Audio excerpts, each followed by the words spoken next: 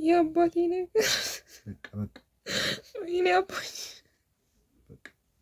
በቤተሰብ ዙሪያ እንድታወራብኝ አልፈልግም። እንድታወራ የምፈልገው በቃ ስለኔ ከጠየቀኝ እንደውም ጠይቀኛል እኮ አይደል? እስካሁን ምንም እኮ የሚያበሳጭ ነገር የለም። ስለ ቤተሰብ ሲነሳ ለምንድን ነው የምትበሳጨው? እየተበሳጨ አይደለም። እንደውም ምን ይበቃኛል። 10 ደቂቃ ሞላ አይደለ? መጀመሪያ እያንዳንዱ ነገር እንድትነግረኝ ነው ፈልገው። ተረስ እያልኩ ነው። ቅድም ተስማምተናል። ቅድም አውርተናል። ይሩጣ እያልኩ ነው። ካወራን በኋላ መደለት እንችላለን። ምንድነው የምንደለተው ብሎ ነገር የለም። የተቀረጸው መደለት እንችላለን። እሱን እኮ ላስረዳህ ነው። ቁጭ በል ሰማኛለህ? ቁጭ በል። ስለአንተ ጤነኝነት አይመቸኝም። ሰማኛለህ? ግንባርን ነው የምልህ። እሺ እናወራለን። በቃ ቁጭ በል። ልቀቀኝ። እንዳትነካኝ። ስርዓት ያዝ። ቁጭ በል። ካሜራውን እንዳትነካ። ካሜራውን እንዳትነካ። ታዲያ ይጠፋላል። ካሜራውን እንዳትነካ። ሰላም ጤና ይስጥልኝ። እንዴት ናችሁ? እኔ ወንደሰን ነኝ። ዛሬ እንግዲህ ከአንድ እህታችን ቤት ነው የምንገኘው። አንድ ማማክራችሁ ጉዳይ አለ ብላን እሷ ጋር እንገኛለን። ምንድን ነው የሚለውን ነገር ከእህታችን አንደበት የምናዳምጥ ይሆናል። ወደ ጉዳዩ ከመሄዳችን በፊት ግን ሼር፣ ላይክ በማድረግ ቪዲዮ ላልተዳረሱት ቤተሰቦቻችን አድርሱ። ሰብስክራይብ ያላደረጋችሁ ደግሞ ሰብስክራይብ በማድረግ አዲስ ቤተሰብ እንድትሆኑ ስንል በአክብሮት ጠይቃለሁ። ሀሳብ አስተያየት ካላችሁ ኮመንት ሴክሽን ላይ በመግባት ሀሳብ አስተያየታችሁን ጥቆማ ማስቀመጥ ትችላላችሁ የሚል ሀሳብ አለን። እንግዲህ ዛሬ እህታችን ጋር አለን። እንግዲህ ምንድን ነው እንድናግዝሽ እንድናማክርሽ የፈለግሽው ነገር የሚለውን ለእኔም እንግዲህ ለተመልካቾቻችን ግልጽ እንድታደርግልኝ ነው። ራስሽን መግለጽ አይጠበቅብሽም። ያው እንዳልኩሽ ከፕራይቬሲ አንጻር ማለት ከደህንነት አንጻር ስም መጠቀስ የለበትም የሚል ሀሳብ ከቤተሰቦቻችን ስለመጣ ያው ስምሽን መጥቀስ አይጠበቅብሽም። አንበሳ ብለሽ ራስሽን ካስተዋወቅሽ በኋላ ምንድን ነው እንድናግዝሽ እንድንረዳሽ የፈለግሽው ነገር የሚለውን ከአንቺ አንደበት ማዳመጥ ፈልጋለሁ። እሺ ወንዴ፣ ጥሬን አክብረህ ስለመጣህ በጣም አመሰግናለሁ። እግዚአብሔር ያክብርልኝ። ያው ቤተሰቦቻችን ጋር ችግር ሳይፈጠር አይቀርም። እርግጠኛ ሆኜ መናገር ስላልቻልኩ ነው አንተንም ወደዚህ እንድትመጣ የጋበዝኩ። ያው እኔ ወንድምና አባቴ ጋር ነበር አብሬ የምኖረው። እናታችን በልጅነታችን ነበር ያረፈችው እና ከወንድሜ ጋርና ከአባቴ ጋር ስኖር በጣም በግልጽነት እኛ ቤት የማይፈቀደው ውሸት ብቻ ነው አባቴ የሚከለክለን ማለት ነው። በግልጽነት በነፃነት ነው ያደግነው። አሁን ሌላው ይቅርና ወንድሜ ራሱ ፍቅረኛውን ቤት ይዟት ይመጣ ነበር። ረጅም ጊዜ ቆይተዋል። ነገር ግን ከጅምሩ ጀምሮ ለእኔም ለአባቴም ይነግረን ነበር።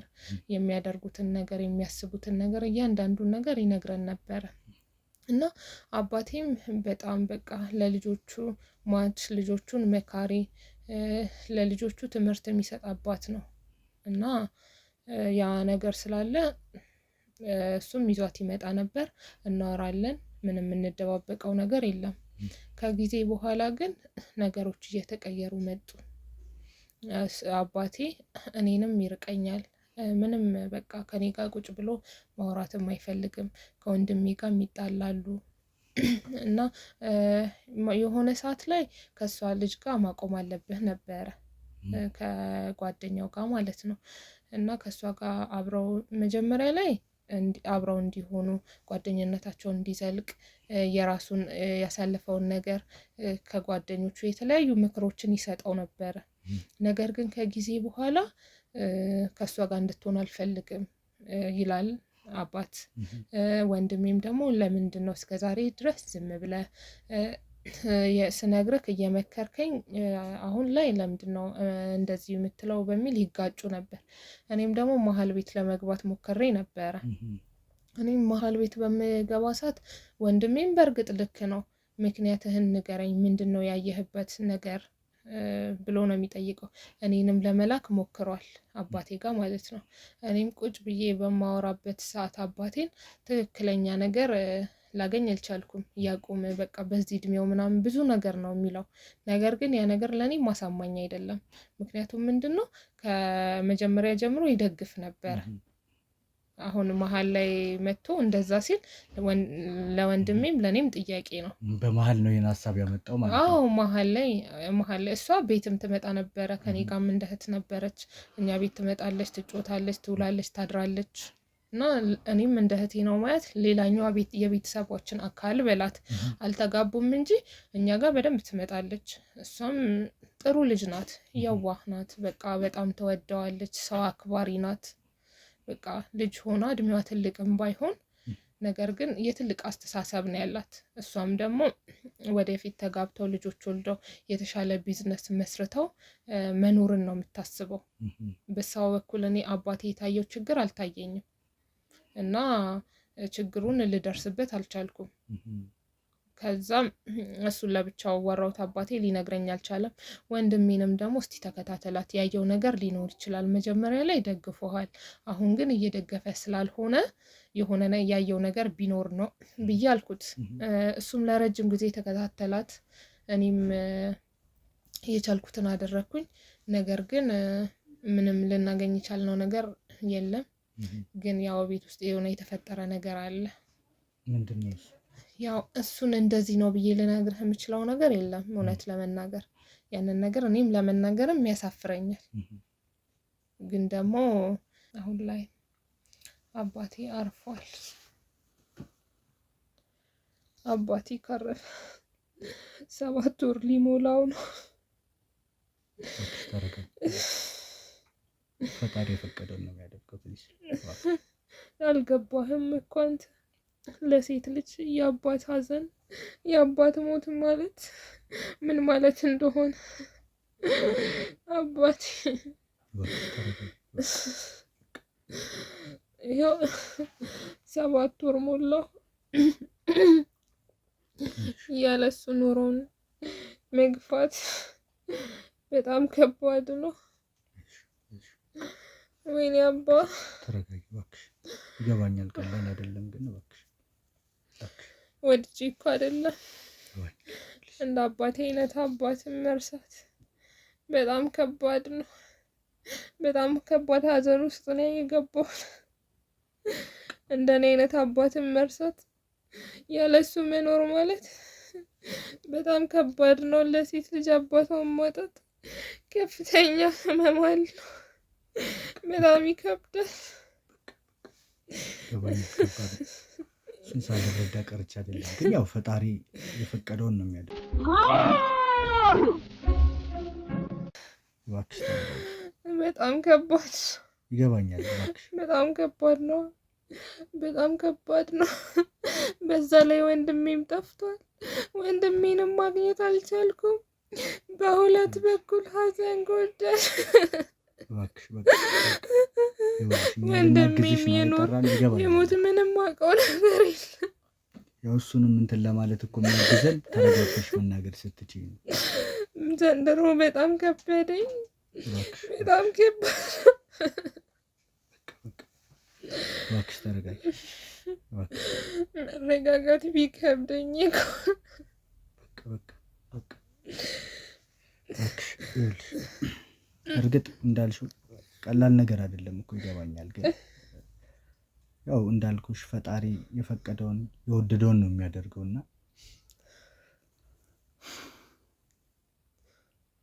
ማለት ለኛም የግድ ማገዝ ስላለብን መርዳት ስላለብን ብለን የመጣ ነውና ሁሉንም ነገር ግልጽ አድርገሽ ያው በተረጋጋ ስሜት ከዚህ ስሜት መውጣት በጣም ከባድ እንደሆነ አውቃለሁ። ግን እባክሽ ያለውን ነገር በሙሉ ያው የኛውን ስራዎችን ስለምታውቂ ሁሉንም ማስረጃዎች የግድ ስለሚጠቅሙን ነው እና እባክሽ ሁሉንም ነገር እንድታስረጅኝ።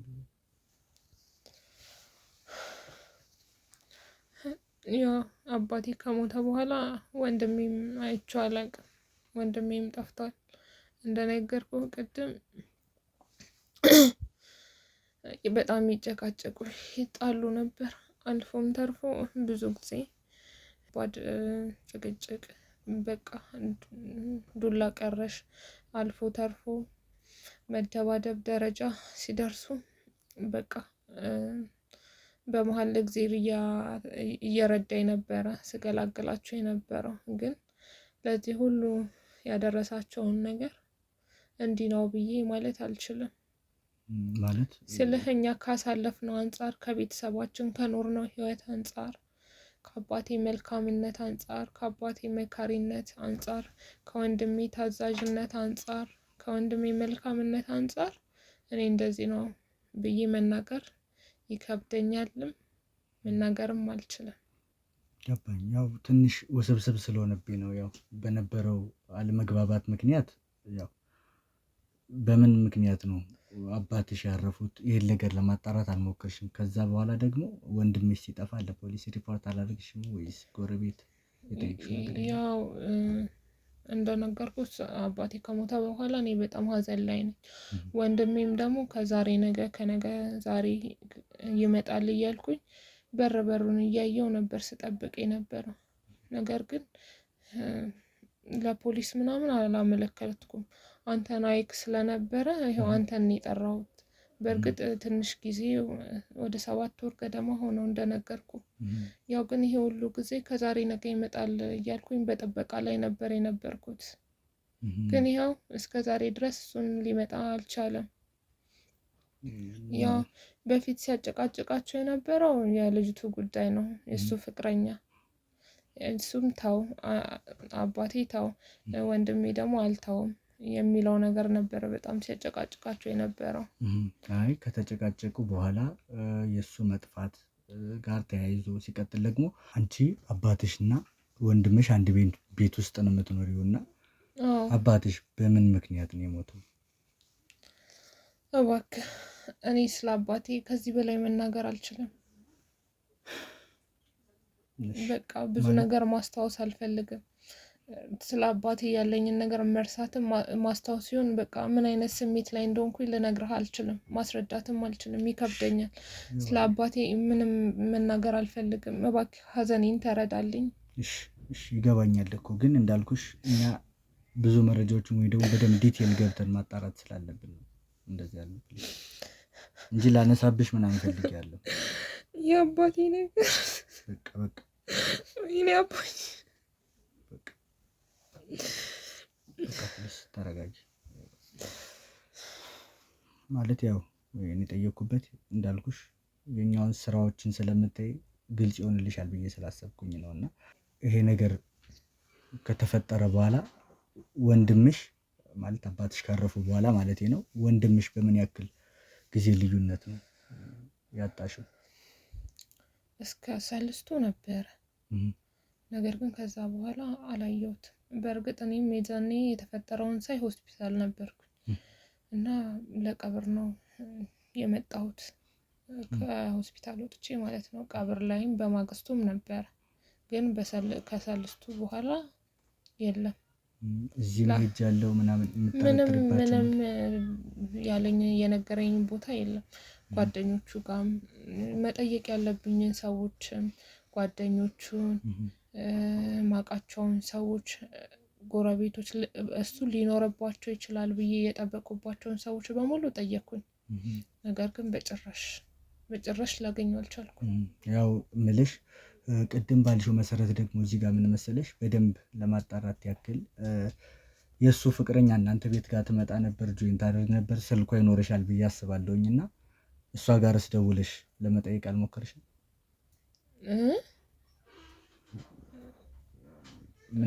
አይ ምንም ችግር አለ? አይ ጥያቄ እኮ ነው የጠየቅኩሽ። እና ለምን መሰለሽ? አዎ ምክንያቱም እንዲህ አይነት ነገሮች ሲፈጠሩ በጣም ክሎዝ ናቸው። ቤት ትመጣለች፣ ልክ እንደ ቤተሰባችን ነው የምናያት ብለሽ ነበር። እና ለእሷ ደውለሽ የት እንዳለ በምን ሁኔታ ውስጥ እንደሆነ ቼክ ለማድረግ አልሞከርሽም? ያው ከኔ ጋር በሆነ ነገር ስላልተግባባን ትንሽ ተራርቀናል። ግን ቢሆንም ለመጠየቅ ሞክሬ ነበረ። ግን ፍቃደኛ አይደለችም። ስልኩን ለማንሳትም እኔን ለማውራትም ፍቃደኛ አይደለችም። የነበረችበትንም ቦታ ለቃ ሄዳለች ነው የሚባለው። ስለዚህ የነበረችበት ቦታ ቀብሩ ላይ ተገኝታለች? አልተገኘችም፣ አልነበረችም። ስለዚህ ሄዳችሁ ያጣራችሁበት መንገድ ምናምን የለም ማለት? ያው እሱ ሲጠፋ ከእሷ ጋር የተያያዘ ነገር ሊኖር ይችላል ብዬ ስላሰብኩኝ ነው። እንደነገርኩ ነው። ስልኳ ላይ በተደጋጋሚ ደውያለሁ። ብሎክ ነው ያደረገችኝ። በሰውም ስልክ ነበር ላገኛት የነበረው እና እኔ መሆኔ ስታውቅ ትዘጋለች እና እንደ አጋጣሚ ባለፈው ብታነሳልኝም ምንድን ያለችኝ የማውቀው ነገር ስለሌለ ደግመሽ አትደውይልኝ ነው። እና ቤቷም ሄጄ ነበር እንደነገርኩ። ነገር ግን እዛ አካባቢ ላይ ነበረ የሆነ ቦታ ለቀዋለች። ስለዚህ ከዛ በኋላ ተገናኝታችሁ አይተሻትም አታውቂም ማለት ነው? ጥሩ። እንደዛ ከሆነ ደግሞ አሁን ወንድምሽ ያለበትን ሁኔታ አታውቂም። በወሬም ደረጃ የሰማሽው ነገር ምናልባት ካለ ለእኛ እንደ ፍንጭነት ስለሚጠቅመን። የኔ ወንድም ስለ ወንድሜ ምንም አይነት ነገር በቃ ምንም አውቀው ነገር የለም ጭራሽ። በቃ ከአባቴም በላይ እያሳሰበኝ ያለው ነገር የወንድሜ ነው። አይኑን ካየው እንኳን ወራቶች አለፉ። እንደነገርኩ ነው በሰልስቱ ነው የተያየን። ከዛ በኋላ የት ይግባ ምንም የማውቀው ነገር የለም። ይሙት ይኑር ምንም አይነት መረጃ የለኝም። ቢጨንቀኝ ቢቸግረኝ ግራ ቢገባኝ ነው አንተን እኮ የጠራሁት። አዎ ያው እንዳልኩሽ በደንብ ግልጽ ለማድረግ ያክል ነው ማለት። ይህን ያክል ጊዜ ሲጠፋስ ማለት ለፖሊስ ለምን ያላመለከትሽ? ያው ፈለኩት፣ ሰዎችን ጠያየኩኝ። በቃ ከዛሬ ነገ ይመጣል ብዬ ነበር እየጠበኩት የነበረው።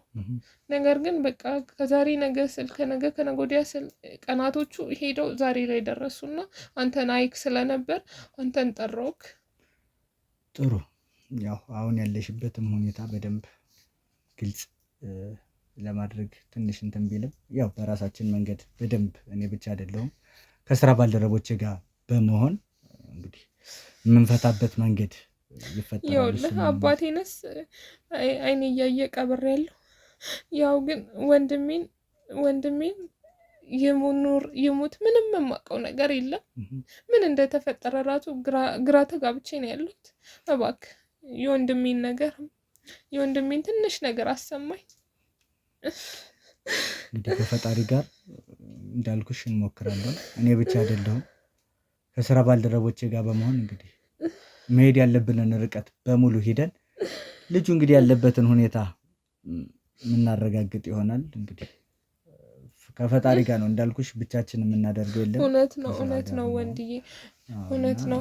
ፈጣሪ ከፈልግ ፈልግልኝ እና ቁርጥ የለዋቀው እንጂ ችግር የለውም። አንቺም ያው በደንብ መበረታት ነው ያለብሽ። በዚህ ደረጃ ራስሽን መጉዳት የለብሽም። በጎዳ ምን አመጣለሁ ብለህ በቃ ስለዚህ መረጋጋት ነው ያለብሽ። አውቃለሁ ቀላል ነገር እንዳልሆነ፣ ቀላል አይደለም። በቃ ይገባኛል። እባክሽ ተረጋጊ። እስኪ ያለውን ነገር ሙሉ መረጃዎችን፣ ፎቶዎችን፣ ሁሉንም ነገር ትሰጭንና እንዳልኩሽ ብቻዬን አይደለሁም ከስራ ባልደረቦቼ ጋር በመሆን ሁሉንም ነገር እነግርሃለሁ፣ ፎቶውንም እሰጥሃለሁ። ጥሩ። በዙሪያ ያሉትን ጓደኞቹ እያንዳንዱን ነገሮች መረጃ ከአንቺ ወስዳለሁ። ምንም ችግር የለም። ጓደኞቹም በጣት የሚቆጠሩ ናቸው። ብዙም ሰው የሚያበዛ እኮ አይደለም። ብዙም ያናህል እንደዚህ ሰው የሚያበዛ ሰው አይደለም። በጣት የሚቆጠሩ ናቸው። እነሱንም እሰጥሃለሁ። የፈለግከውን መረጃ መጠየቅ የምትፈልገውን ነገር ሁሉ እኔ ለመናገር ዝግጁ ነኝ። እሺ እህታችን በጣም አመሰግናለሁ። እንግዲህ ውድ ተመልካቾቻችን የሰማነው ነገር በጣም ከባድ ነገር ነው። ያው በእርግጥ ሁለቱም ነገር ነው ያጣችው። የመጀመሪያው ከባድ ነው፣ ሁለተኛው ደግሞ ጭራሽ በጣም ይከብዳል። ምክንያቱም ምንም የምታውቀው ሁኔታ ውስጥ ስላልሆነ ማለት ነው። እንግዲህ እኛ ደግሞ መሄድ ያለብንን ርቀት ሄደን ልጁ የሚገኝበትን መንገድ የምንፈጥር ይሆናል። አብሮነታችሁ የለየን። መልካም ጊዜ።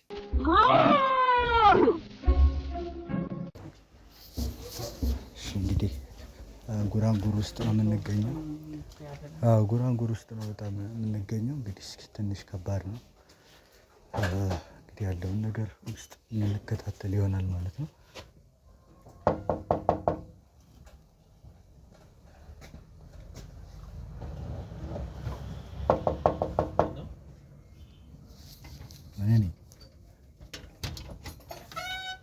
ሰላም ሰላም፣ እንዴት ዋልክ? አለሁ ደህና። ሰላም ነው? ሰላም ነህ? ከወጣቶች ፕሮግራም ነበር የመጣው። ቆይ ተረጋጋ። ከወጣቶች ፕሮግራም ነው የመጣው። ምንድን ነው የኛ ታዲያ? ካሜራ ነው እና ላስረዳ። ከወጣቶች ፕሮግራም ነው። ታስረዳሽ። አጥፋውና እናውራሽ። ቆይ እሺ፣ ይገባኛል።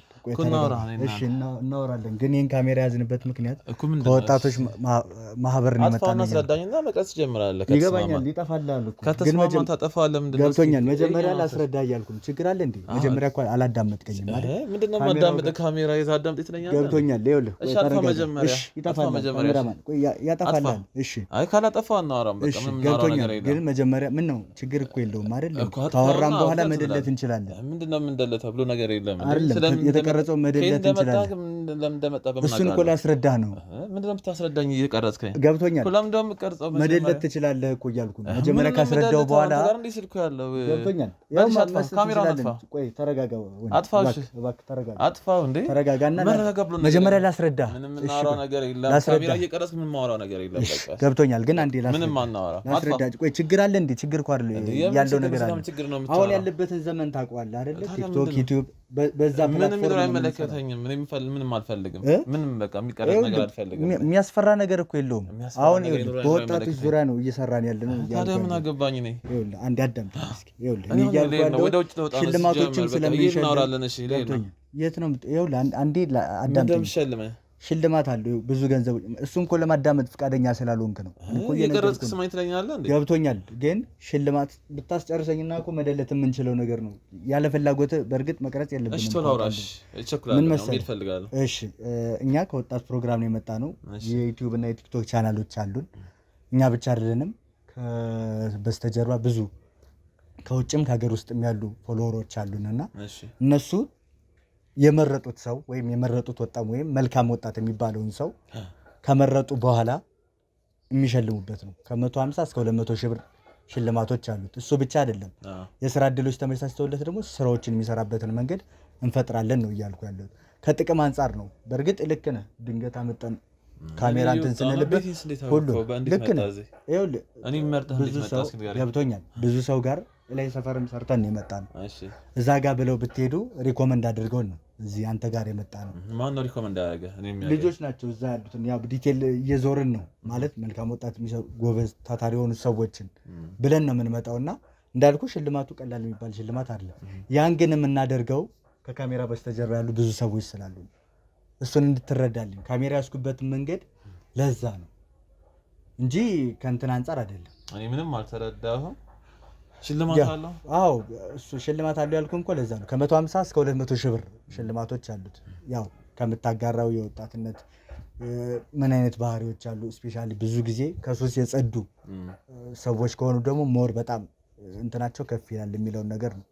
ስለሱ ካልተመቸ መውጣት እንችላለን። ዲቴል ካወራን በኋላ መጀመር እንችላለን። ችግር የለውም። ምንድነው ጥያቄ ጠይቀህ ነው የምትሄደው? አዎ ቀለል ያለ ጥያቄ ነው። ይቸኩላለሁ ደግሞ ችግር የለውም። ብዙ የምንቆየው ነገር 10 ደቂቃ ቢበዛ 10 ደቂቃ ነው የምንቆየው። ከዛ ውጭ የምንቆይበት ምክንያት አይኖርም። ምንም የሚያሳስብ ነገር የለም። እሺ በቃ ቶሎ እናውራና። ጥሩ እሺ። እናመሰግናለን። እንግዲህ ፈቃደኛ ሆነ ቤት ስላስገባን በጣም አመሰግናለሁ። በእኔም በተመልካቾችን ፊት እንዳልኩ መልካም ወጣት በሚል ፕሮግራም ነው የምንሰራው። እንዳልኩ ከዛ እንግል ነው የመጣ ነውና እስኪ ራስህን አስተዋውቀህ ከዛ በኋላ ያሉትን ጥያቄዎች ከጠየቀን በኋላ ሴሌክት ይደረጋል። ከዛ እድለኛ ሆነ ወይ ደግሞ አስተማሪ ነው ተብሎ ከታሰበበት ፕሮግራም ወይም ደግሞ አንተ የተናገርካቸው ነገሮች ለሌሎች ወጣቶች አስተማሪ ነው ተብሎ ከታሰበ ሴሌክት የማትደረግበት ምንም አይነት ምክንያት አይኖርምና እስኪ ራስን ከማስተዋወቅ እንጀምር። እሺ አዎ የሰፈር ልጆች ነግረውኛል ብለኛል። አቤል እባላለሁ። ኮተቤ አካባቢ ነው ተወልጄ ያደግኩት። ዩኒቨርሲቲ ሐዋሳ ነው የተማርኩት አካውንቲንግ። ተመርቄ መጥቼ እዚህ በግል ስራ እየተንቀሳቀስኩ እገኛለሁ። በጣም የተለየ ነገር ምንም የለም። አዎ በጣም ደስ ይላል። ያው እንዳልኩህ ብዙ ጊዜ ወጣቶች ባሌ ቦታ ላይ ምናምን ነው የሚውሉትና አንተ ደግሞ ተምረህ ተመርቀህ በራስህ በግል ስራ ላይ ነው ያለኸውና እስኪ ከሱስ ስለ ሱስ ያለህ አመለካከት ማለት ብዙ ሰው አሁን ወጣቶች ሲባል በጣም አዲክቲቭ ናቸው። ብዙ ጊዜ አሁን ያለውን ከረንት ሁኔታ ታውቃለህና በዛ ላይ ምን አይነት አመለካከት ነው ያለህ አንተ? ሱስ ያው እንደ ግል መልካም ነው ብዬ አላምንም። ያው ሲጋራም ጫትም ምንም የለውበትም። መጠጥ አልፎ አልፎ ጓደኞች ጋር ጠጣ እችላለሁ። ያን ያህል ግን ጠጭ የሚባል አይነት ሰው አይደለሁም። በአጠቃላይ ይሄ ሱስ የሚባለው ነገር ውስጥ የለውበትም። ብዙ ጓደኞችም እንዲጠቀሙም አልመክርም፣ ብዙ አላበረታታም፣ አብሬያቸው መቆየትም ብዙ አልፈልግም። እንደነገርኩ አልፎ አልፎ የሆነ አንድ ሁለትም ካለን ምናልባት በዛ ከተባለ ሁለት ከዛ በላይ መሄድ አንፈልግም እና ተነጋግረን ተጫውተን ሌሎች ነገሮች ሌሎች ጊዜያችን የምናሳልፍባቸው ነገሮች አሉ። እነሱ ላይ ነው ትኩረት የምናደርገው። ኳስ እንጫወታለን፣ እናወራለን በረፍት ቀናችን። በተረፈ ግን ያው አብዛኛውን ጊዜ ስራ ላይ ስለሆንን ያን ያህል የለንበትም። አይ በጣም ቆንጆ። ምክንያቱም ያው እንዳልኩህ አሁን ያለበት ሲቹዌሽን ሰው ይገፋፋዋል። ያ የሚሆንበት ምክንያት ምንድን ነው? አንዳንድ ሰው ባለመማሩ የሚሄድበት ቦታ አጡ። ሁለተኛ ደግሞ ምንድን ነው ይሄ ፒር ኢንፍሉዌንስ ወይ ደግሞ የጓደኛ ተጽዕኖ የሚባል ነገር አለና አንተ ስለ ጓደኛ ንገረኝ ስለ አንተ እነግርሃለሁ የሚባል አይነት ነው። እና አንተ የተጠቀምክበት መንገድ ያው ጓደኞችም አሪፍ ስለሆኑ ምናምን ነው። እና ምን ትመክራለህ እስኪ አንተ ለወጣቶች? አዋዋልን ማሳመር ነው። ያው የምትላቸውን አብራቸው የምትላቸውን ሰዎች መምረጥ። በተረፈ ያው ውስጥም ያሉ ሰዎች ያን ያህል አሁን ፈራጅም ማለት ነው ጀጅ ላደርጋቸው አልችልም። ወደው ላይሆን ይችላል አንዳንዶች የሚገቡት፣ እሱን ነገር እረዳለሁ። ደግሞ ልክ አንተ እንዳልከው ደግሞ በጓደኛ ወይም በሌላ ምክንያት ከሆነ የሚገቡት እሱን ነገር ማራቅ፣ ምናልባት ጓደኞቻቸው የማይመለሱም ከሆነ ከእንደዚህ አይነት ነገር ራስን ማራቅ እና ወደ ትክክለኛው መንገድ መምጣት ይሻላል እንጂ ጓደኛ ስለሄደ ወይም ደግሞ ሌላ ሰው ስላደረገው ላርግ ብሎ ወደዛ ነገር መግባት ለእኔ ትክክል መስሎ አይሰማኝም። እውነት ነው። ያው እንዳልኩ ነው አሁን አንተም እንደገለጽከው። ምክንያቱም ብዙ ሰዎች አዋዋሉን ወይ ደግሞ ከሌን እንትን በሚል ነው እና አንዳንድ ደግሞ የቤተሰብ ችግር አለ ብዬ ስለማስብ በአስተዳደግ። እስኪ ስላንተ ስላስተዳደግህ እስኪ አንዳንድ ነገሮችን ንገረኝ። እኔ እንደነገርኩህ ኮተቤ አካባቢ ነው ተወልጄ ያደግኩት። ያው እንደ ማንኛውም ህፃን ነው። ያው በእኛ ጊዜ አሪፍ ነበረ ጊዜው፣ ተጫውተን ብለን ቤተሰቦችም አሪፍ ነገር ነበሩ። ማለት ያን ያህል በገቢ መካከለኛ የምትላቸው አይነት ሰዎች ናቸው። ቤት አሳልፋለሁ አብዛኛውን ጊዜ። በተረፈ ግን ውጭ ላይ ወጥቼ ጓደኞችም ጋር የተለያዩ ጨዋታዎችን ያኔ በጊዜ የነበሩ ጨዋታዎችን እንጫወት ነበረ። ኳስ እንጫወታለን፣ ሌሎችንም ጨዋታዎችን እንጫወት ነበርና ያን ያህል ደባል የሚባል ልጅነት አልነበረኝም። በአሪፉ ነው ያደግነው። ትምህርታችንም እየተማርን በአሪፍ ውጤት ነበረ ግቢ የገባ ነው እና ያን ያህል የሆነ ጸጸትበት ወይም ደግሞ ባላረኩት የምለው ትዝታ የለኝም። በልጅነቴ ሁሉም ነገር ደስ ይል ነበረ። እንደነገርኩህ ጊዜው አሪፍ ስለነበረ አሪፍ ልጅነት ነበር። አሪፍ ልጅነት ነበር። ያው እንዳልኩህ የእናንተ አሁን አንተ ያደግክበት አስተዳደግና ሌላ ሰው የሚያድግበት አስተዳደግ አንድ ስላልሆነ ነው። ምክንያቱም አንዳንድ ቤተሰቦች በደንብ መቆጣጠር የማይፈልጉበት ሁኔታ ውስጥ አለ። አንዳንድ ቤተሰብ ላይ ደግሞ ጥብቅ የሆነ ቁጥጥር አለ። ስለዚህ ላላ ባለው የቤተሰብ ሁኔታ ውስጥ ለሱስ የመጋለጥ እድላቸው ትንሽ ሰፋ ይላል እና ለዛም ነው አንተም በቤተሰብህ አሪፍ የሆነ አስተዳደግ ካለህ ወደ ሱስ የመግባት ፕሮባቢሊቲ በጣም ዝቅተኛ ነበር። ጥሩ። አሁን ተመርቀህ በራስህ የስራ ዘርፍ ነው ያለኸውና ማለት የግል ስራ በጣም የሚበረታታ ነገር ነው። ምክንያቱም ከቅጥር ስራ ይልቅ ደሞዝን ብቻ አይደለም ተገና አድርገህ የምትኖረው፣ ዋይዝ መሆን ይጠይቃል፣ በጣም አክቲቭ መሆን ይጠይቃል። እና እንዴት ነው አሁን አንተ ጋር ያለው እንቅስቃሴ? ከአንተ ምንድን ነው ይማራሉ ብለን የምናስበው? እንደነገርኩህ ያው ስራ መጠበቅ ተቀጥሬም ሰርቼ ነበር። የተወሰነ ወራት ባንክም ሰርቼ ነበረ። ያው ባንክ ብዙ የጊዜ ነፃነት አይሰጥም። ከእሁድ ውጭ እረፍት አልነበረንም፣ እያመሸን ነው የምንወጣው። ስለዚህ የወር ደመወዝ ጠብቆ መኖሩ ያን ያህል ለእኔ አዋጭ አልነበረ። ከቤተሰብም አግዞኝ እኔም የተወሰነ ሳንቲም ነበረችኝ። እሱን እንትን ብዬ ነው አሁን ራይድ እየሰራ ነው ያለሁት። አሪፍ ነው ይመስገን፣ አሪፍ ነው። እሱ ይሻላል በግል መንቀሳቀሱ። አንደኛ የጊዜም ነፃነት ይኖርሃል፣ ማንም ያስገድድ የሚያዝ ሳይኖርም። ሁለተኛ የገንዘብ ነፃነትም ይኖርሃል። ብዙ ሱስ ከሌለብህ ወይም ደግሞ ፍላጎት ካልበዛ የተሻለ ኑሮ መኖር ትችላለህ እና እየተንቀሳቀስን ነው። ስለዚህ ያው በግል ተቀጥሮ ከመስራት ይልቅ በግል መንቀሳቀሱ አሪፍ ነው ብዬ አስባለሁ። አሪፍ ነው ብዬ አስባለሁ። በጣም ደስ ይላል። ያው አሁን እየኖርክ ያለው ከቤተሰብ ጋር ነው? ብቻህን ነው ወይስ ለቤቱ ደግሞ ስንተኛ ልጅ ነህ? ለቤት ሶስተኛ ልጅ ነኝ እና ታላቅ ወንድሜ ካናዳ ይኖራል። አንዲት እህት አለችኝ እዚህ። ያው አሪፍ አስተዳደግ ነበረን ቅድም እንደነገርኩ። አሁን ብቻዬን ነው እየኖርኩ ያለሁት። ይህም ቤት ተከራይቼ ነው ለጊዜው።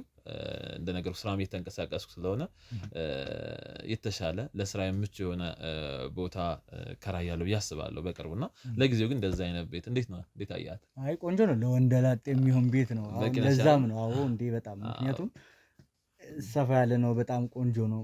እንዳልኩ ወጣት ደግሞ በዚህ እድሜው ላይ ሆኖ የቤተሰብ ጥገኛ ከመሆን ይልቅ ምንም አይነት ቤት ውስጥ ነው ኑሮን ሀሰል ማድረግ አለበት፣ እንደዛ ነው ማስበው፣ መጋፈጥ አለበት ብዬ ስለማስብ ነውና በጣም ደስ የሚል በጣም ቆንጆ ነው። አዎ እንዳልኩ ያው አንዳንዴ ቤተሰብ ሰፖርት ታደርጋለህ፣ የኔ ነገር ይቅርብኝ እያልክ እናት አለ አባት አለና እንዴት ነው እናት አባትህን በደንብ ሰፖርት ታደርጋለህ? አሁን የሉም፣ በህይወት የሉም። እናትና አባቴ በህይወት የሉም። ለነገርኩህ ወንድምና እህቴ ናቸው ያሉት በዙሪያዬ። ወንድሜ በአካል ባላገኘውም በስልክ አገኘዋለሁ። እናትና አባቴ በህይወት የሉም። ስለነሱ ብዙ ባላወራ ደስ ይለኛል። በህይወት የሉም። በጣም አዝናለሁ። ያው ይቅርታ ያው መጠየቅ ስላለብኝ ነው እንጂ እንትንህን ለማሳት ፈልጌ አልነበረም። ችግር የለም። እሺ አንዳንድ በእርግጥ ሰፊ ቤት ነው ያለ መኖር የሚያስችል ነው ምናምንና እንዴት ነው ከፍቅረኛ ጋር ምናምን? ያው እድሜያችን ስለሆነ እንደ ወጣት ነው የምናወራው እና ከፍቅረኛ ጋር ምናምን ያለ አሁን ቋሚ ፍቅረኛ የለኝም። ስለሱም ብዙ ባላወራ ደስ ይለኛል። ብዙ ደስ የማይሉ ነገሮች ስላሉ በመሃል ማለት ነው። ስለዚህ ግን ያው ወጣቶች ምንን እንዳልኩ ግልጸኝነት ነው። ሰው አይደለም በዚህ እድሜያችን አሁን አሪፍ የሚባል እድሜ ላይ ነን። ለዛ እንትን ላይ እና 16 17 ላይ ነው አሁን ካፕል ሆኖ የምታያቸው። ለዛም ነው የጠየቅኩ ያለህበት። አሁን ስፔሱን ፈልገህ ብቸኝነቱ ተመችቶኛል ለጊዜው ማለት ነው። አሁን እና እንደነገርኩ ያለፈ ታሪክ ሊኖር ይችላል። እሱን ነገር ብዙ ማንሳት ስላልፈለግኩ ነው። እና አሁን ብቻዬን ነኝ፣ አሪፍ ላይ ነኝ እና እሱ ላይ ብዙ አትጠይቀኝ። ጥሩ ችግር የለውም። ያው እንዳልኩ ያው ፎርማሊቲውን ፕላስ ደግሞ የወጣቶችን ፕሮግራም ስለሆነ ነው እንደዚህ የጠየቁና እስኪ አሁን ያንተ ደካማና ጠንካራ ጎን የሚባለው አሁን ለአቤል ምንድን ነው? የአቤል ጠንካራ ጎኑ ምንድን ነው? ደካማ ጎኑ ምንድን ነው የሚለው? እሺ ጠንካራ ጎን ያው ራስህን አካበድክ እንዳትል እንጂ ያው ጠንካራ ጎን የሚለው ያው ለሰዎች እጨነቃለሁ፣ አስባለሁ፣ ለጓደኞቼ በዙሪያ ያሉ ሰዎችም የቤተሰብ ሰው ነኝ። ቤተሰቦቼን ወዳለሁ፣ እህቴን፣ ወንድሜ። እሱ ጠንካራ ጎኔ ነው ብዬ አስባለሁ። ደካማ ጎኔ ምናልባት አንዳንዴ ብስጩ ነኝ። የሆነ የሚያበሳጭ ነገር ካጋጠመኝ ማደርገውን ነገር ለራሱ ላላቅ እችላለሁ እና የሆነ የሚቀይረኝ ነገር አለ። እንደዛ ምናለው እና እሱ ደካማ ጎኔ ሊሆን ይችላል ብዬ አስባለሁ። የብዙ ሰዎች ደካማ ጎን እንዲሁም መጨረሻ ላይ የተናገርከው ንዴት ምናምን ነው። እስኪ እዚሁ ላይ አያይዤ አንድ ጥያቄ የምጠይቅህ የሆነ ነገር ለምሳሌ ቢፈጠር ነገሮች እንዴት ነው ማኔጅ ማድረግ የምትችለው? የሆነ ነገር ቢፈጠር ለምሳሌ የሆነ ሰው አስቀየመህ ይባልና በጣም ተናደድክ፣ እንዴት ነው ያን ነገሮች ኮንትሮል የምታደርግበት ሜትድ ይኖራል? በሳጫለሁ አልኩ። ያው በሳጫለሁ። ከተበሳጨው ምናልባት እኔ እንጃ ብዙ ጊዜ እጣላለሁ። አንዳንዴ አሁን ስራም ላይ ስራውም ያነጫንጫል መሰለኝና በእርግጥ እንደነገርኩ ራይድ ላይ ስራ ላይ ተረጋግቼ ለመስራት እሞክራለሁ። ግን የሚያበሳጭ ነገር ካጋጠመኝ ብዙ ጊዜ አንድ ማድረግ ይከብደኛል። ተጣልቼ ማውቃለሁ፣ ተደባድቤ ማውቃለሁ። ግን በቻልኩት አቅም ያው ለመታገስ ነገሮችን ለማሳለፍ ምናምን እሞክራለሁ። አንዳንዴ ያሸንፈኛል ብስጭት። አዎ አይ እንዳልኩህ አንዳንዴ የራሳችንን መንገድ ደካማ ጎናችንን ራሱ አውቀን ኮንትሮል የምናደርግበትን መንገድ ስለምናውቅ ነው እንደዛ ብዬ ጠየቁና አንዳንዴ ደግሞ እንዲህ አይነት ነገሮች ብቻህን ከመጋፈጥ ይልቅ ለሰው የምትኖርለት፣ ለምሳሌ አሁን አንተ ይሄን ነገር ለመተው ልጆች ቢኖሩህ ይሄን ባህሪ ኮምፕሊትሊ ትተዋለህ። ለምን ብለህ የምትኖርለት ሰው አለ። ገብቶሃል አይደለ? ስለዚህ እኔ አሁን ሪኮመንድ ከማድረግ አንፃር አግብተህ ብቻህን ነህ። ስለዚህ አግብተህ ከልጆች ጋር በሆንክ ቁጥር የንዴት መጠንህ እየቀነሰ ይመጣል ብዬ ስለማስብ እንግዲህ እንደ ሪኮመንድ ጓደኛ ይዘህ ፍቅረኛ ይዘህ መኖር ያለብህ መስሎ ነው የሚሰማኝ እንደ ሀሳብ። እስኪ አስብበታለሁ። እንደነገርኩህ አሁን ሀሳብ የለኝም። ስለሱ ነገር ባናወራ ግን ደስ ይለኛል። ቅድም እንዳልኩህ ችግር እኮ አያመጣም። ያው እንዳልኩህ እንደ እንትን ነው የምናወራው። ችግር አለ እንደዛ አይነት ነገር ችግር መኖር ሳይሆን በቃ ለፈ እንደዛ አይነት ነገር አናወራ እና ለምን ግን እየደጋገምክብኝ እንደዛ አይነት ጥያቄ አትጠይቀኛለህ? ገብቶኛል እኮ እንደ ወጣት ነው የምናወራው ብዬ ስላሰብኩኝ ነው። 10 ደቂቃ ነው የተባባልነው። ይበቃናል። 10 ደቂቃ ሞልቷል። ብዙ ነገር አግኝተሃል ብዬ አስባለሁ። ብዙ ነገር አውርተናል። በቃ ባለው ነገር በቃ አወዳድርና ከተመረጥኩ ደውልልኝ ይሻላል። በቃ ልክ ነው። እሺ ይገባኛል። አንዴ ይቅርታ መጨረሻ ጥያቄ እያልኩ ራይ ነው ስልኬም እየተደወለ ነው። አይ እንደዚህ አይነት ጥያቄ ድጋሚ አልነሳብህም። ያው ለጥያቄ የነገርከኝ እኔ ተያያዥ ስለሆነ ነው እንጂ ሆን ብዬ አንተን ለማበሳጨት ምናምን ፈልጌ አይደለም። አይ ተበሳጭቼ አይደለም፣ መበሳጨት አይደለም። እንደዛ ለማድረግ ፈልጌ አይደለም። አይ አንድና ለመጨረሻ አንድ ጥያቄዎች ነው የሚኖሩኝ። ከዛ ውጭ እናጠናቃለን። ችግር የለም። አሁን እንደቸኮልክም ስለነገርከኝ አዎ ገብቶኛል። በጣም ይቅርታ። እሺ አንድ የመጨረሻ ጥያቄ ምንድነው? እስኪ ያው ቤተሰብ አለ ነግረኸኛል፣ ወንድምህ እህትም አለችና ከነሱ ጋር ያለህ አታችመንት ቤት ማለት እናትና አባትህ አርፈዋል፣ በህይወት የሉም፣ ነፍሳቸውን በአጸደ ገነት ያኑርልንና ማለት ነውና እንዴት ነው አታችመንታችሁ? የወንድም የእህት ፍቅር ያላችሁን ነገር እስኪ። እንደነገርኩ ነው አታችመንታችን። ያው እኔ የቤተሰብ ሰው ነኝ ብያለሁ። ወንድሜ ካናዳ ቢሆንም እናወራለን ብዙ ጊዜ በስልክ ስላጋጠመን ነገር፣ ስለ ውሏችን ምናምን ነገር እየተገናኘን እናወራለን። በቪዲዮም በቮይስም እናወራለን። እህቴ ጋር ያው አልፎ አልፎ እንገናኛለን። ያው ስራ ቢዚ ስለሚያደርገኝ ብዙ አንገናኝም። ግን መምጣት ከቻለች ብዙ ጊዜ አትመጣም። እኔ ነኝ የምሄደው። ቤቷ ሄጄ ጠይቂያት መለሳለሁኝ እና ሩቅ አይደለንም። በጣም እንቀራረባለን። እንደነገርኩ ያለኝም ሰርክል የተወሰኑ ጓደኞች አሉኝ። እነሱ ጋር ምናልባት ዊኬንድ ላይ ኳስ ሲኖር የሆነ ነገር ለማየት የሆነ ቦታ ቁጭ ብለን ለማየት አንድ ሁለት ለማለት እንገናኛለን እንጂ ብዙ እንትን የለንም ጓደኞቼ ጋር እና በስራ ነው የማሳልፈው። ከስራ ውጭ ያለውን ግን አብዛኛውን ጊዜ እጠቀምበታለሁ። እህቴ ጋር እሄዳለሁ፣ አገኛታለሁ። ወንድሜም ጋር በስልክ እናወራለን። ያን ያህል ሩቅ የሚባል እንትን አይደለም ያለው፣ እንገናኛለን።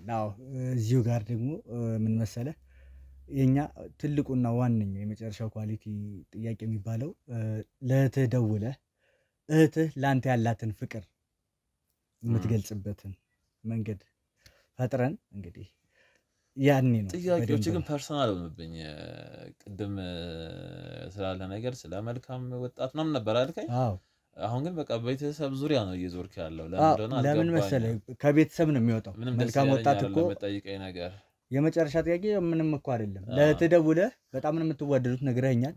ፍቅርህን እስኪ ግለጽላት። ሲቀጥል ደግሞ እሷ ለአንተ ምን አይነት አይመቻትም። ያው ብዙ ጊዜ ስለማልደውልላት አሁን ልደነግጥም ትችላለች ድንገት ስደውል። ቅድም ያው እንደዋውላለን እንገናኛለን ብለኝ ስለነበረ አሁን ደግሞ ሌላ ነገር ስትነግረኝ እና ደውለህላት ፍቅር ጥሩ አይደለም። እኔ ራሴ ደውዬ እንደምወዳት እነግራታለሁ ሲመችኝ። ያው እንዳልኩ ከፕሮግራም አንጻር ነው እንደዛ ያልኩ እንጂ አልፈልግም። እንደዛ አይነት ነገር ብዙ አይመቸኝም። አሁን ቅድም እናንተን ኢንተርቪው ላድርግህ እናውራ ምናምን ነገር ስላልከኝ ነው እንጂ የገባሁት ብዙም እንትን ሲጀመር እኔ ደስ አለኝም። በቃ አመጣጥ ራሱ የቀረጻችሁ ካሜራ ምናምን ስትመጡ ምን ሆነ ደስ የማይል ነገር ችግር አለ እንዴ? ምንም ችግር የለብህም። አይ ችግር አይደለም። ታዲያ ከሌለብህ ካሜራ ይዞ መግባቱ ምናምን ምንድነው?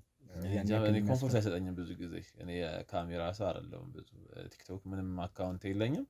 ብዙ እንደዛ አይነት ነገር ላይ አክቲቭ አይደለሁም እና ብዙ አይመቸኝም። ያው እናድርግ የሆነ ሽልማት የሆነ ነገር የሰፈር ልጆችንም ስለጠራህልኝ ነው ያስገባው። ግን ያው እንዳልኩ ምንም ያውን ሁሉም ወጣት የሚያደርገው ነገር ነው። ወጣትነት ስላለ ነው እንደዛ ያልኩ። ምንም እንትን የሚል ነገር የለም። ደውለህላት አንዴ መጨረሻ እንትን ብንል የተሻለ ነው ብዬ ስላሰብኩ በኋላ እኔ እደውልላታለሁ ራሴ። እሱን ነገር ብዙ አትጫነኝ አላልኩም ቅድም? አሁንም እኮ ለቤተሰብ ምናምን ብዙ አትጠይቀኝ። ፍቅረኛ አልከኝ ምንድነው ወንድም እህት አባት እና ስለነሱ ብዙ ባትጠይቀኝ ደስ ይለኛል። ብዙ ኮምፎርት አይሰጠኝም። ለምን እንደሆነ አላውቅም። ሌላ ሰው ጋር ሳወራ ማለት ራሳቸው ጋር ሳወራ ነው እንጂ ሌላ ጋር ሳወራ ብዙ አይመቸኝም። እንዳልኩ ሽልማቱን እንትን ካልክ ምናልባት የምትደውልበት ሽልማቱ ቤተሰብ ጋር በመደወል አይደለም አይደለ? ገብቶኛል። ሽልማት በመልካም ወጣት ናልከ ያለኝን ኤክስፔሪየንስ አካፈልኩ። ብቁ ነው ብለህ ካሰብክ ትሸልመኛለህ። ካልሆነ ደግሞ ችግር የለውም። ገብቶኛል። በዛ ዙሪያ አሁን በቤተሰብ ዙሪያ ሲሆን አንተ ይህን ማንነትን ያስከው በቤተሰብ በእህት በወንድም በዙሪያ ባለች ሚስት ከሆነች ደግሞ በሚስት ነው እና ለዛም ነው ይህን ጥያቄ እያነሳሁብህ ያለው። ነገርኩህ እኮ በቃ አሁን ያለኝንም ነገር ነገርኩህ። እናትና አባቴ የሉም አልኩህ፣ ፍቅረኛም የለኝም አልኩህ። ከዛ እህትና ወንድም አሉኝ፣ እነሱ ጋር መልካም የሆነ ግንኙነት አለኝ አልኩህ። ከዛ የበለጠ ታዲያ ምን መረጃ ትፈልጋለህ? ማለት መልካም የሆነ ግንኙነት አለኝ፣ ጥሩ ነኝ፣ ጓደኞች ጋር እንደዛ ነኝ አልኩህ። እነዚህ አሁን የነገርኩህ ነገሮች መልካም ወጣ ካላስባሉ ችግር የለውም። ስለዚህ ይበቃናል ማለት ያው አሁን ካየሁት እንግዲህ አሁን በግልጽ በደንብ እንደውሎ የሚታየኝ ነገር ከቤተሰብ ጋር ምንም አይነት ግንኙነት እንደሌለ ነው የሚያሳይ። ምክንያቱም ለእህትህ ብትደውልላት ምንም እንዳልሆነ። እስኪ ምንድነው ስለ ቤተሰብ ግን በጣም እየደጋገምኩ ነው፣ ቅድም ጀምረህ እየደጋገምክብኝ ነው። ስለ ቤተሰብ አታውራ አልኩህ አይደል እንዴ? በቃ በቤተሰብ ዙሪያ እንድታወራብኝ አልፈልግም። እንድታወራ የምፈልገው በቃ ስለኔ ከጠየቀኝ እንደውም ጠይቀኛል እኮ አይደል እስካሁን።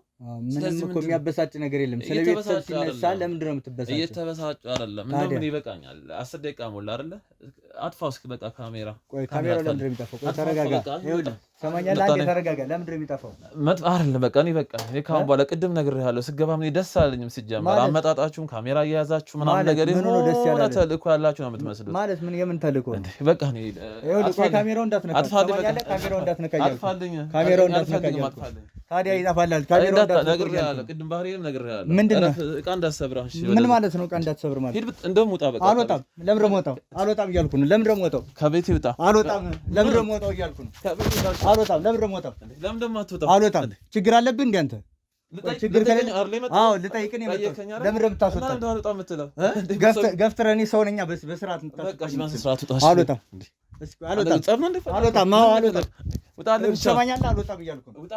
ሁሉንም ነገር አውቃለሁ። ይኸውልህ አርፈህ ተቀመጥ። ትሰማኛለህ? አርፈህ ተቀመጥ። አርፈህ ተቀመጥ። ወደ ካሜራማን እንድትሄድ አልፈልግም።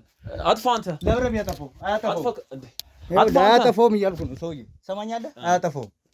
እረፍ፣ ቁጭ በል። ይኸውልህ ለምንድን ነው ቁጭ የምለው? ትሰማኛለህ? ቁጭ በልና እሺ በቃ። ይኸውልህ ለማስረዳ ነገር በሙሉ እያንዳንዱን ነገር እንድትነግረኝ የምፈልገው። ምንድን ነው የምነግርህ? ምንም የምነግርህ ነገር የለም። ይኸውልህ ምንም ነገር የለም። አዳምጠኝ፣ ተረጋጋ። መጀመሪያ ውጣልኝ። እያንዳንዱን ነገር ስከታተል ነው ነበር። ተከታተለው። ምን እንደምትከታተለው? ማን እንደውም ከአንተ አቤል ነህ? ንገረኝ እስኪ። አቤል ነህ ወይ?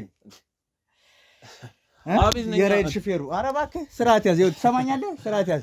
ስለ አባትህ ስለ ፍቅረኛ ሁሉንም ነገር አውቃለሁ። ምን እንደምታውቀው ንገረኝ። ስርዓት ያዝ። አትግፋኝ እያልኩ ነው ሰውዬ። አልወጣም። ይኸውልህ ይሄን ነገር ሳትነግረኝ አልወጣም እያልኩ ነው። እኔ ነገር ቢፈጠር ነው የለውበት። ምንድን ነው የምታመጣው? ልይዝ ምን ታመጣለህ? አሳያለሁ። ይኸውልህ ምንም አታመጣም እያልኩ ነው። አያጠፋውም። ለምን የሚያጠፋው ካሜራውን? አያጠፋውም። ውጣልኝ። እሺ አልወጣም። ለምን ነው የምወጣው? ምንድን ነው አውቃለሁ የምትለው? እያንዳንዱን ነገር አውቃለሁ። ስከታተል የነበርኩ ሰው ነኝ። ምንድን ነው የተከታተልኩት? ሲጀመር ሁሉንም ነገር አውቃለሁ እያልኩ ይኸውልህ ትሰማኛለህ? አልወጣም። መጀመሪያ እያንዳንዱን ነገር እንድትነግረኝ ነው የምፈልገው። ሰማኛለህ? ስርዓት ያዝ። ሰማኛለህ? ስርዓት ያዝ እያልኩ ነው። ተመለስ እያልኩ ነው። ቁጭ በል። ሰማኛለህ? ግንባርን ነው የምልህ። ሰማኛለህ? እያንዳንዱ ነገር ለምጠይቅ ጥያቄ ብቻ ነው መልስ እንድትሰጠው የሚፈልገው እኮ። ምን እንደምፈልገው ተናገር። እሺ ብለህ ይኸውልህ ሁሉንም ነገር አውቃለሁ። ሁሉንም ነገር ምን እንደምፈልገው ከኔ ምን እንደምፈልገው ምን እንደምታውቀው ሁሉንም መረጃ ሰማኛለህ? እያንዳንዱ ነገር አውቃለሁ ብያለሁ። ሰማኛለህ? ሁሉንም ነገር አውቃለሁ እያልኩ እሺ። የኛውን አዙረውና እናውራሽ። ምንድነው? ምን ሰምተህ ነው? ከየት ነው የሰማው? የሰማው ነገር ካለ ንገረኝ። እያንዳንዱ ነገር አውቃለሁ እያልኩ ነው። ስለ አባትና ስለ ፍቅረኛ እያልኩ። ምን ከየት ሰማህ? ምንድነው የሰማው ነገር? ሲጀምር አንድ ነገር ልንገርህ። ምንድነው የሰማው? አንድ ነገር ልንገርህ። ከምንም አይነት ሚዲያ አልመጣሁም። መርማሪ ጋዜጠኛው ወንደሰን እባላለሁ። ሰማኛለህ? እሺ ተረጋግተህ እናውራሽ። የምታወራው ነገር ካለ ጠጋበል እያልኩ ነው። ይሄው ተቀመጥ። የያዝኩት ሰዓት ነው። ጠጋበል ተቀመጥ። እሺ ጠጋበል ተቀመጥ። አሁን እኔ ጥሩ ላይ አይደለሁም። በቃ ጥሩ ስሜት ላይ አይደለሁም። እሱን አንተ አይደለም የምትወስንልኝ። ትንሽ ጠጋበል እያልኩ ነው።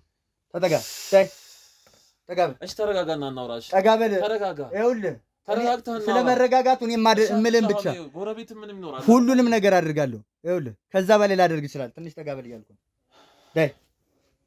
አሁን አንተ ስላልክ አይደለም እኔ ስላልኩ ነው ሁሉንም ነገር የሚሆነው እኮ። ተረጋግተህ እናውራ እሺ። ምንድነው የሰማኸው ነገር ካለ እንድረጋጋ የምታደርገኝ አንተ ነህ። ምንድነው የሰማኸው? በምን ጉዳይ ነው? በጣም ጥሩ። ይኸውልህ ትሰማኛለህ? ስለ አባትህ ስለ ፍቅረኛ ቃል የተፈጠረውን ነገር ደግሞ ከአንተ ነው መስማት። ማን የነገረህ? ምን ሰምተህ ነው? እስኪ ንገረኝ። አንተ እኮ ሲጀመር እንዴት እንደተገኘ እኔ ለአንተ ማስረዳት ግዴታ የለብኝም። ይኸውልህ ትሰማኛለህ? ምንም እንዳላደረገ ስትሆን እንዴት ነው ተረጋግቼ የማወራ? ተረጋግተህ አውራኝ። ቅድም ተረጋግተህ አልነበር እያወራኸኝ የነበረው? ጥሩ። እንደዚህ እንደሆነ ያደረግከኝ አንተ ስለሆንክ ነው። ያ ደግሞ የሚሆነው በግልጽ ሁሉንም ነገር ስትነግረኝ ነው። ምን እንደምፈልገው? እሺ ከእኔ ምን ልንገርህ? በጣም ጥሩ። ይኸውልህ ምንድን ነው የሰማኸውን ነገር መጀመሪያ ንገረኝ። አንተ ምንድን ነው የሰማኸው? ምን ተባለ? ስለ እኔ፣ ስለ ፍቅረኛዬ፣ ስለ አባቴ ምንድን የተባለው ነገር? እሱን አንተ ታውቀዋለህ። ለማድበስበስ አትሞክር። ምንድን ነው የማውቀው? ምንም የማውቀው ነገር የለም። ንገረኝና የማውቀው ነገር ከሆነ መልስልሃለሁ። ጥሩ። እንዴት እንደምታውቅ ደግሞ አንድ ነገር ልጨምርልህ። ውጭ በጣም ብዙ ፖሊሶች እንዳሉ ልነግርህ እወዳለሁ። እሺ። አሁን ምን ለማለት እንደፈለግኩ ገብቶሃል አይደል? ስለ አባትህ ስለ ፍቅረኛ ሁሉንም ነገር እንድትነግረኝ ነው የምፈልገው። ሁሉንም ነገር። ምን ነገር አለው? ምን ልንገርህ አሁን ስለ አባትህ ስለ ፍቅረኛ? እሺ አንድ ነገር ልጨምርልህ። አባትህ ከሞቱ በኋላ በሰለስቱ ነው የጠፋው። ጠፍቼ አይደለም። በሰለስቱ ጠፋህ አትበለኛ። በሰለስቱ አልጠፋም። የሆነ ጉዳይ ገጠመኝ ሄድኩኝ። ምንም የመጥፋት እንትን አልነበረኝም። ማዘኛለሁ አባቴ ስለሞተ። ከዛ በኋላ ወጣው ጓደኞች ጋር ነበርኩኝ። እዛ የነበረው ነገር ሲያብረሽ ስለነበረ ነው ሀዘኑን መቋቋም አልቻልኩም ነበር። ሄድኩኝ በቃ ባጭሩ። ይሄን የምታደርገው ለእህትህ ሳትነግራት ይሄን ያህል እነሱም እንዲረበሹ አልፈለኩም። አሁን መረበሽኝ ነው እንደነገርኩህ ቅድም። አሁንም ማድበስበሱን ትተህ እያድበሰበስኩ አይደለም የነገርኩህ እውነቱ እያድበሰበስኩ አይደለም። አድበሰበስክ አትበለኝ። ታዲያ ለምንድን ነው በሰለስቱ አንተ እህትህን ጥላት የምትሄደው? ያውም ምንም ነገር ሳትነግራት። መናገር አልፈለኩም። ጓደኞች እንደሆንኩ መናገር አልፈለኩም። ስንከታተልህ እንደነበር እንዳትረሳ። ሁሉንም ነገር እኮ እየነገርኩህ። እዚህ አዲስ አበባ አልነበርኩም ሲጀመር። ወጥቻለሁ ጓደኞች ጋር። ሲጀመር ይሄን ቤት አልተከራየሁም፣ የጓደኛህ ቤት ነው። ብዙ ነገር እንድታውቅ ነው መንገድ እየፈጠርኩልህ ያለ። ማድበስበሱን ትተህ እውነታውን ብቻ እንድትነግረኝ ነው የምፈልገው። ስለዚህ አንድም ነገር ሳታስቀር እውነታውን ትነግረኛለህ ወይስ ውጭ ላሉት ፖሊሶች? እሺ ማን ነገረህ ይሄን ሁሉ? ስለሱ አይመለከትም። ማንም ምንም ይንገረኝ። ዋናው መረጃውን ማግኘቴ ብቻ ነው። ሁሉንም ነገር አውቃለሁ። ስለ ፍቅረኛ መጥፋት። እሺ አባትህ ሞተዋል። ሁሉንም ነገር አስቀምጠውና እናንተ እናውራ። ይሄኛውን ቢያስቀምጠው አንተ የፈለግከው ነገር ብቻ አይሆንም። አሁን እየሰማኸኝ ነው አይደል? አንተ አሁን አዳማጭ ነህ። ትሰማኛለህ? በጣም ብዙ ነገሮች ለምን አልነግረኝም? በቃ ከየት ነው የሰማኸው? ምንድን ነው? ይኸውልህ እኔ መረጋጋት አልቻልኩም። እንዴት ትረጋጋለህ? ምክንያቱም ይሄ ሁሉ ነገር ይታወቃል ብለህ አስበህ ስላልነበር አይደል? ይኸውልህ መቁነጠጥን ትተህ ቀጥተኛ ነገር ነው ልትነግረኝ የምፈልገው። ራሴን እያመመኝ ነው። ደህና ነበርክ እኮ ልትወጣ ነበር እኮ አይደል እንዴ? ግን በቃ መረጋጋት አልቻልኩም። ይኸውልህ ስለአንተ መረጋጋት አይደለም የሚመለከተው። በቃ ተረጋጋና እሺ እናውራ። በቃ በጣም ጥሩ ተረጋግተን እናውራ። እንደዛ ከሆነ ሁሉንም ነገር እንድትነግረኝ ይፈልጋል። ምን ልንገርህ? በቃ ያልሰማኸው ነገር እኮ የለም። ጥሩ ከአባትህ ጀምረህ እኔ ባላወራ ደስ ይለኛል ብዬ ነበረ ቅድም ከሰማኸኝ። ስለዚህ አሁን ግን እንድታወራ ግዴታ ነው። ሰማኛለህ?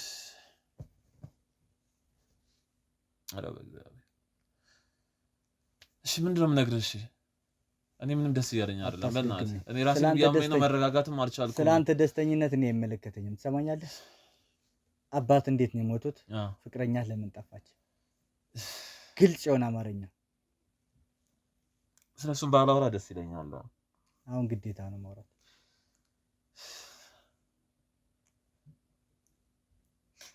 እሺ የትኛውን ልንገርህ? እሺ ምንድን ነው የምፈልገው? ሰውዬ እየሰማኝ አይደለም መሰለኝ። ከአባት ጀምረህ ሁሉንም ነገር እንድትነግረኝ ነው የምፈልገው። ጥሩ አይደለሁም። አሁን በቃ ጥሩ ስሜት እየተሰማኝ ስለአንተ ጥሩነት አይመለከተኝም። ትሰማኛለህ? ለምን አትረዳኝም? ሰውዬ ስለአንተ ጥሩነት አይመለከተኝም ነው የምልህ። ቁጭ በል ቁጭ በል። ትሰማኛለህ? ቁጭ በል። ስለአንተ ጤነኝነት አይመቸኝም። ትሰማኛለህ? ግንባርን ነው የምልህ። እሺ እናወራለን። በቃ ቁጭ በል። ልቀቀኝ። እንዳነካኝ ስርዓት ያዝ። ቁጭ በል። ሰማኛለህ? ለምጠይቅ ጥያቄ ብቻ ነው መልስ የምትሰጠኝ። ከዚህ በኋላ ዳግመኛ መነሳት አልፈልግም። ሁሉንም ነገር ግልጽ አድርገህ ንገረኝ። ተረጋጋ። በቃ እሺ፣ አሁን ተረጋግታ እንድረጋጋ የምታደርገው እውነታውን ስትነግረኝ ነው። ጥሩ አይደለሁም። በቃ አትረዳኝም እንዴ አንተ? ዳይ ሁሉንም ነገር እንድትነግረኝ የምፈልገው ከአባት ጀምሮ አስረዳኝ።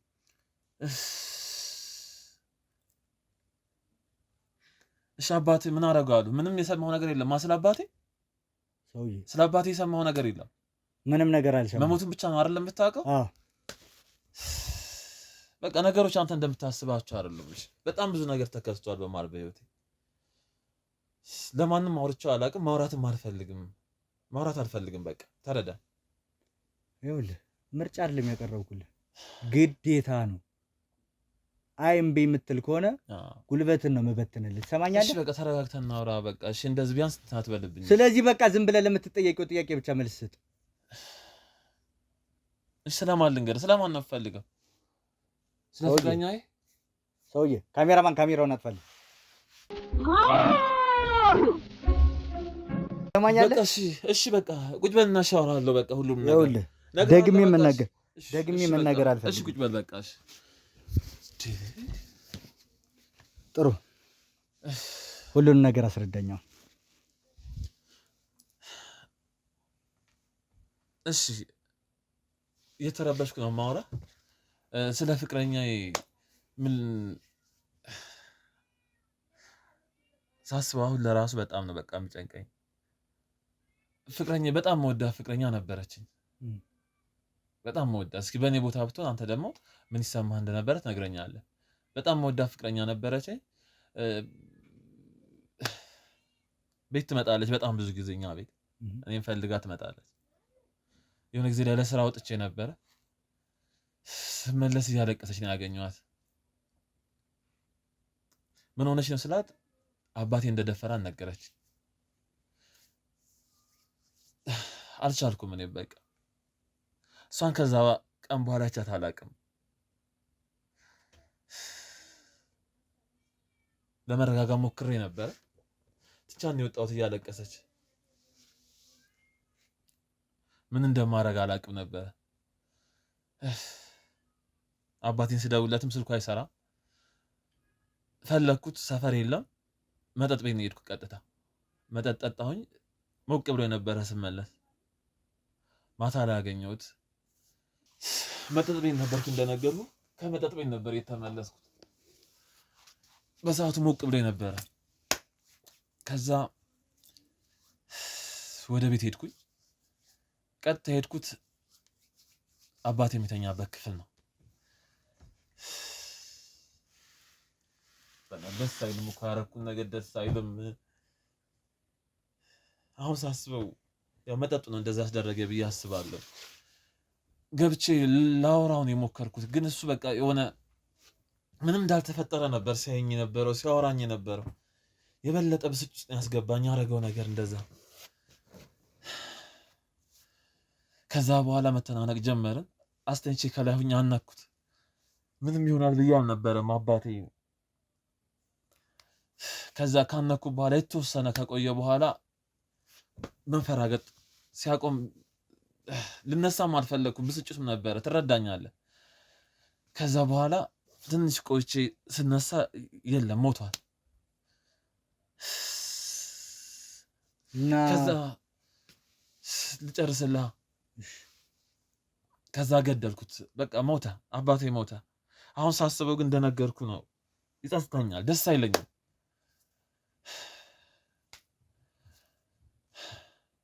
ድንጋጤ አለ። የፍቅረኛዬም ስልክ ደወልኩላት፣ ደስ እንዳለ ነገር ነበረ፣ ግን የለችም። እሷም ስልኳ አይሰራም። የሷም በማታ የደወልኩላት። ከዛ ደነገጥኩኝ። እጄ ላይ መሞቱ ሳቅ የማረገውን ነገር እያወቅኩ አልነበረም በጊዜው። እንዲሞትብኝም አልፈለግኩም እጄ ላይ። ከዛ አስገብቼ ውስጥ ላይ ኪችን በገመድ ሰቀልኩት። እንደተሰቀለ ለማስመሰል ሞከርኩኝ። ወጣሁ በቃ በዛው ከ3 ቀን በኋላ። ምን ጨካኝ ዞና ጭካኔ አይደለም። እኔ በቃ ታዲያ ይሄ ምንድን ነው? ይጸጽተኛል እኮ አልኩህ። አሁን በቃ ያረኩት መጀመሪያ ነበር እንጂ መጸጸት፣ አሁን መጸጸቱ ምን ያመጣል? ይሰማኛል። አሁን አባትን ማምጣት ይችላል በዚህ ሰዓት። አልችልም፣ ይጸጽተኛል። አሁን ሳስበው እኮ ማድረግ አልነበረብኝ። መጠጥ አለ። አንተ ምን ታደርግ ነበር? ፍቅረኛዬ ነች። አንድ ነገር ልንገርህ ነበረች እኮ። ይኸውልህ ሁሉም ነገር በህግ አግባብ ነው የሚፈታው። ሁለቱንም አጣኋቸው። እሱም መጀመሪያ ነበር ማሰብ የነበረብህ። ይኸውልህ ሲጀመር እዚህ ቁጭ ብዬ ያንተን እንቶ ፈንቶ የምሰማበት ጊዜ የለኝም። አሁን የምፈልገው መረጃ አግኝቻለሁ። ተነስ፣ ቀጥሎ ልጣበል። ተነስ፣ ተረጋጋ። ተስማምተናል። ተነስ እያልኩ ነው። ቅድም ተስማምተናል። ይኸውልህ ተነስ እያልኩ ቅድም አውርተናል። ተስማምተናል። ሂሩጣ እያልኩ ነው። ምንም አልተስማማን። ሂሩጣ እያልኩ ነው። አሳልፌ አልሰጥህም እኮ ብለኸኛል። ኧረ እንደ ቅድም ደበደብክ። ውጣ እያልኩ ነው። ሰውዬ ውጣ።